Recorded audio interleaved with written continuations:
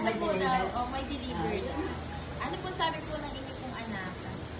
Deliver ng spaghetti. Ah? Doon Shanghai. At so hindi na po ito surprise. Hindi na. Ayan. Tara po na. Yan, kausap ko. Kausap niyo po. Pa-surprise pa ha. Akala ko po kasi ay wala po kayo.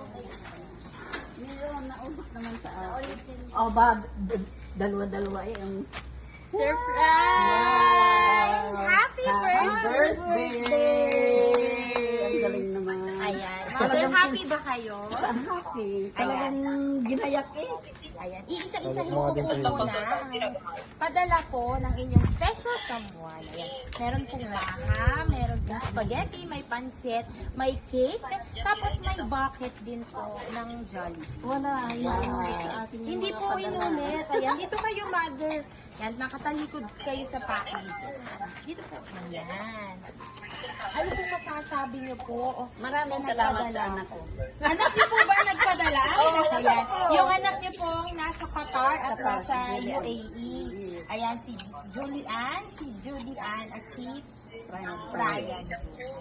Ang lahat po yan ay padala ng inyong mga anak dahil po ang sabi po nila ay hindi po sila personal lang makakarating.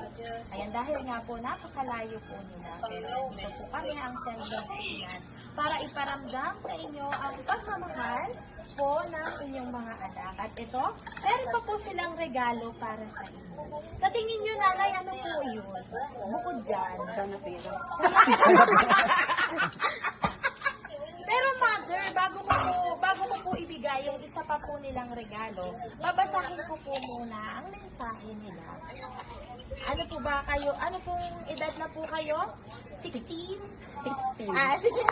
Kayo po ay nagsa-celebrate ngayon ng 67th birthday.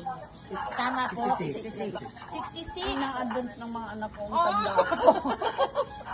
Ayan.